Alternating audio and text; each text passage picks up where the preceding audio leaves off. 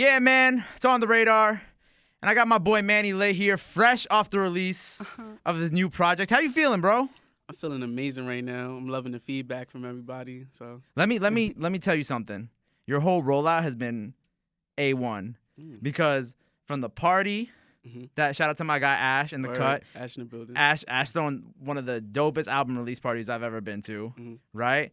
See, he gassed now. And then just like the project as a whole has been doing so well. Like you've been putting up numbers on Soundcloud, on Audio Mac, Audio Mac, Apple Music. What were you on Apple Music? You were like top 20, right? On top 20? Nah, not yet. I wish, but we had like over 100,000 streams. So, wow. Yeah, I'm just excited for that. That's one of the biggest things. So tell me about the project. Almost Famous. Almost Famous. What's the significance, I guess, behind the name and the meaning behind it? I mean, the title is kind of like just me figuring out like what I want to be in life and stuff like that, and like the music is reflecting on like me speaking it into existence on like what I want out of this industry and like reaching fans and basically impacting people, influencing people. So is this always something that you kind of wanted? Like, did you always know you wanted to be an artist? I mean, I know I always wanted to be my own boss. Okay. So I kind of fell in love with music, and then I was like, well, this is something I could do that could, help me put myself in position and others. So I fell in love with it. So how long you been doing it now for? Probably like 2.5 years, seriously. Really? Only 2.5 years? Yeah. So how have you I don't know, I guess how have you managed to go through like the waters of the music industry? Has it been like what you thought it was gonna be, or is it a little tougher than you predicted? This is a lot tougher than I predicted. Everybody thinks, you put out a song, you're just gonna blow up. Well, I guess for some people, it could be like that. You could be like a little pump, put out a song, not really have a project out, and you just blow up off a record. You feel me? Yeah, you could think like that, but once it doesn't happen, you're like, okay, well, I need to work harder then. And then some people give up, and some people continue. And I was just somebody that always felt like, all right, this is what I want, and I feel like it's something I could really do. So right. I was like, just keep making good music, and people are gonna, love it. Was there ever a point, I guess, over the past 2.5 years that you were, I guess, like really discouraged with everything that was kind of happening? I guess, like maybe in your life and with your music? Yeah, I mean, when it comes to putting out music, it's like your child. Like each song is like your children, like they're your kids, and you put it out into the world. And then if people don't love it the way you love it, it's like it'll affect you in a way, but it kind of motivated. I took it as motivation to just do better. Like each time I make a song, like each time I go to the studio, like be better than the last time. So that's really just what's important to me. And you were talking about how like music is like your baby, and I know this is like this is your first project, like official, I guess. Project? Would you call it your debut project? It's my debut project. Yeah. So how, I guess, leading up to the project, did you kind of feel that, like, I don't know, how did you go about picking the records and just making sure that, you were confident in what you were putting out there into the world? I mean, I had tons of songs recorded, so picking the songs is probably the hardest part. But me and my team, we all sat down and listened to everything and got it together. But like the songs are my favorite songs as well. Like we came to agreement on all the songs, so I was confident in the songs. So like I was like, yo, I know if I love it and other people around me love it, like that have heard it before everybody else, I think everybody else will love it too. And there's like no features on the project. It's all you. Yeah, it's just me. Did you do that like on purpose, or you just kind of like not? You just want people to hear you first, or did you just not want to really kind of? It's a put the features out there. Yeah, it's a combination of that. I record like pretty much by myself. I have a in-home studio, so like I just. Do you not like being around all the craziness? I mean, I don't mind. I've done it. Like I've been in studio sessions where it'd be like 20 people in the room and stuff like that. Like it doesn't affect me, but like most of the time I'm like in the studio by myself, so it's not like I have other artists around me to like just hop on the track. But a lot of my songs, I'm on the first and second verse and on the hook. And then for the first project, yeah, I did want people to really just hear me. And then like it's a lot of people that don't even realize there's no features because it's just like they just love it so much. But right. I'm just glad for that. But like I do want to work with other artists as well too. And you like produce and mix your own shit too, right? Yeah. Well, I engineer my own shit. Like, yeah. I'm mixing it. Is it kind of like I guess hard on you to have all these like burdens, because you're the artist, you're the engineer. I mean, Yeah, like after like. Or do you just not trust nobody else to touch your shit? Because I get that too. Because that's still kind of like talking about that's your baby, you know? Yeah. I mean, I do. It took me a minute to trust people with my recording. I sometimes still don't trust. Like the person that mixed the album, I trust him like fully. Like he's nice. Shout out to Steve Dickey. But yeah, I engineer my own stuff. So, but the only hassle is really recording myself. Like if I'm at the mic right now and the computer's over there, I gotta run to the computer, press record, and run over to the mic. Like that's the only hassle. Like that's why I like sometimes I like going to the studio where I could just stay in one spot and just focus on, making the song. Is your home studio kind of built like that, where it's like you kind of have everything like at close range? Yeah, so now so you can hit everything all at once. You ain't gotta be running from the booth to the board. Yeah, the mic is definitely right next to the computer now. Yeah. So you prefer recording at home, or do you kind of like enjoy being in the bigger space? I mean, recording at home, I feel like I get more experimental because I don't got people, listening to what I'm doing. So like, I like that part of it. But going to the larger studios, I like.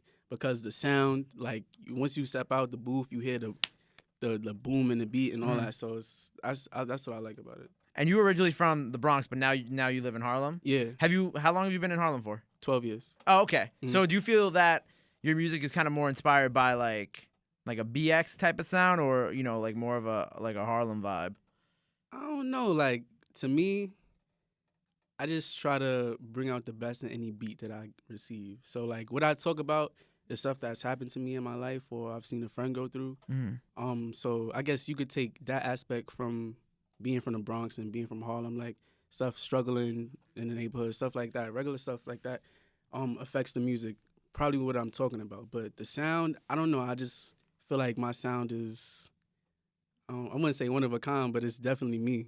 Yeah, because I feel like it's a very kind of like unique sound, and there's not like a lot of people from New York specifically that kind of like had the same sound as you. And I know you're when you were growing up, your dad was away for a while, right? Yeah. So kind of how'd that affect the whole, like how'd that like I guess affect you long term and kind of like becoming a man on your own? I mean, it's like it's relatable where I'm from, like to not have your father around. But it's not like he left me. You know what I'm saying? Like he was incarcerated, so it's like.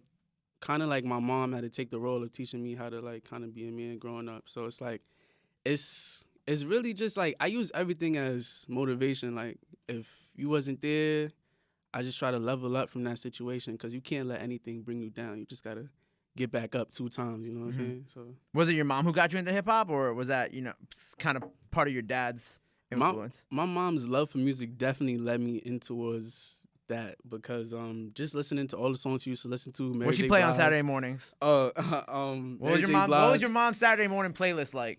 Because that's always the funniest to hear when I ask artists that, because it's always like it's different every single time. Yeah, her favorite is Mary J. Blige. It'll be Little Kim. It'll be Biggie Smalls, Lauryn Hill.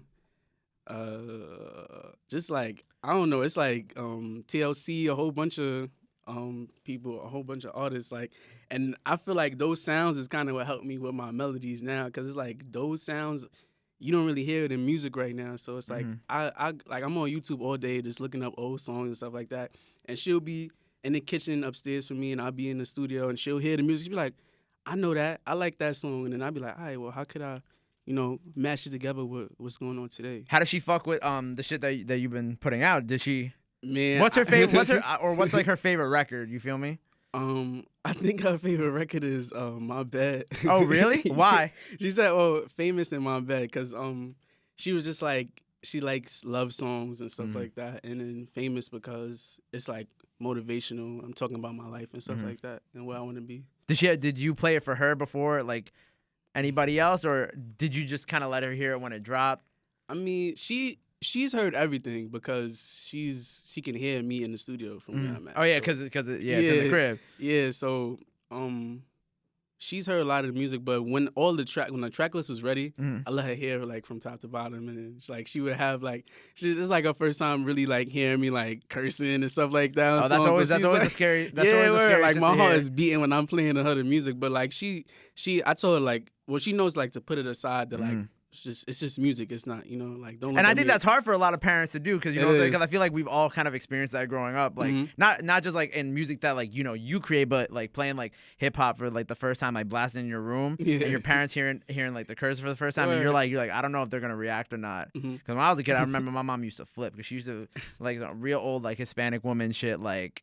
That's like some devil shit, and she used to hate that shit. She was like, "Nope." She's like, "You're not playing that here." She's like, "It's straight Spanish music in the crib, and that's it." Oh wow. Yeah, but yeah, when I first started doing this, her hearing like me curse for the first time, like doing interviews or whatever, it was kind of like you're sitting there and you're like watching, and you're like, "Is she gonna react? Is she gonna react? Is she gonna react?" Yeah, and then she was like, yeah. she made a face, and then she just kept watching. She kept it pushing. So let's talk about like all this like success you found on SoundCloud too, because I know you got like 90K on SoundCloud, 90K followers on SoundCloud. I got 1,500. I got 90K plays on. Oh, 90K songs, plays on SoundCloud. My bad. Yeah. So how do you feel? Like, do you feel that you're a part of the SoundCloud era of rappers, or I mean, would you kind of like characterize yourself as something different? I wouldn't say SoundCloud rappers. Not to say that's a bad thing, but I don't know. I feel like SoundCloud is so much different from what it was like maybe a year ago even. Do you think we passed the point of like SoundCloud being the place to break new artists? I don't think we've passed it, but definitely now with all these platforms allowing you to get your music on iTunes and Spotify and stuff like that, I feel like it's more about now being your own person. It's not really dependent on like any type of streaming. Right, because now being who you are is cool. Yeah. So SoundCloud is just kind of like it's there, but like it's there, but I don't feel like it's not gonna make or break you. Got you. Yeah. Got you. So like I know since you do like a lot of like melodic rapping, is there a reason why you chose to do that over I guess like just straight up spitting? Like did you just like kind of enjoy that lane more? Yeah, like I'm a person that I like sounds more than lyrics. So like I still enjoy like a good like lyrics, like a good listen, but it's really like how a song makes you feel more than what you're talking about sometimes. So I feel like it was just more important for me to say it in a way that I like it instead of saying like it's more how you say it, not what you say. Is Oh yeah. That's dope. So as a New York artist, before I let you go, I want to ask you this: if you could pick anybody to collab with from New York, you can give me like 3 or 4 names too. Like it could be like old school or people who just got hot like 5-6 years ago. Who would you pick? Anybody from New York? Yeah, anybody from New York. Yeah. Jay-Z. Okay. Off the rip. I mean, I want to say Diddy too, cause he had that era when I was coming up. Like, and he still does shit to this day. Yeah. But I got one more. Yeah, you do one more. Do 1 or 2 more. 50 Cent. So you're just sticking strictly old school to this? I mean, because those are like people I look up to. You know what I'm saying? Because it's like it's more or less. I do a song with somebody that I know like we sound good together, but like to do a song with a legend is like it's a dream. You know. So and then probably who else? A Boogie. A Boogie, okay. Of course. Yeah. Like that. If you're from New York, and you do a song with A Boogie, you're good. Yeah, good. Word. That's somebody I want to work with. I feel like we'd be good on this song. Yeah, y'all melodies would like be perfect together too. Yeah. Have you ever met? Because I know you got some connects up at Hybrids too, right? Yeah. Have you ever got to meet A Boogie or? Yeah, I met him. I met him at Don Q's listening party for his last album, and then I opened up for him at the Fillmore in Philadelphia. Now, did you shoot your shot? I mean, I didn't necessarily shoot my shot, but he knows what's up. Oh, he does? Okay, Yeah. So there is some possibility in the future. It's definitely a possibility. See, you smiling like you know that, like you know something that I don't. No. I'm just You saying. got knock on wood. Yeah. I'm confident that there's definitely a possibility. And that's good that you got that confidence because you need to have that type of confidence in this industry. Yeah. Well, congratulations on everything. Thank you. New project out now. Let everybody know where they can get the project, where they can stream it, Yeah. where they can follow you at. Almost Famous out right now, all streaming platforms, Apple Music, Spotify, SoundCloud, wherever you go, YouTube. Y'all can follow me on Instagram at Real Manny Litt. That's lit with 2 T's. It's always extra lit when you get with me. And Facebook, Manny Little, and Twitter, Real Manny Litt as well. Yes, sir. You heard him. It's Manny Litt on the radar.